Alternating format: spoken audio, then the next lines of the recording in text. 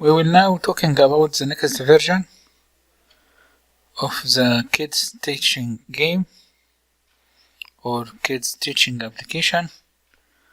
This version with voices, the flowchart, the application flowchart. Start, click to choose the image, generate random number and say the animal name. Click the animal image. If it's correct choice, say very good. If it's bad choice, say wrong, and repeat the click image again. The code. The first modules as shown here. This module is for text to speak action. You must download 2 PyCharm from the internet for each application. The second one for operating system to get current path. The module is for TK Enter, Windows for to use button, image and text box. And this module for generate random numbers. This is object created from module PyTTSX3 for text to voice or text to speak. This is for the main window, size and title. This line to get path of the image, the current path of the application.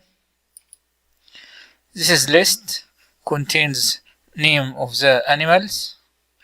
You can put animals or cartoon or any what you want in the list and add this animal, this name. This is 7 animal here. You can make it 10 or 20 or divide it to groups or category as you want. This is random value set to 0 in the first. Declare image of the animals with their variables. Image 1, 2, 3, 4, 2, 7. And this is image of arrow of the next button. This function to check the selection of animal image. If the index of image equals the index of text, so your select is correct, the application say very good. Else the application say wrong. Declare function to generate random value from 0 to 6. This is index of the list. This is object text to speak to say the animal name. This is to wait until voice finished. This line show animal name in label W. This is if statement to change the size of the window if the animal name is long.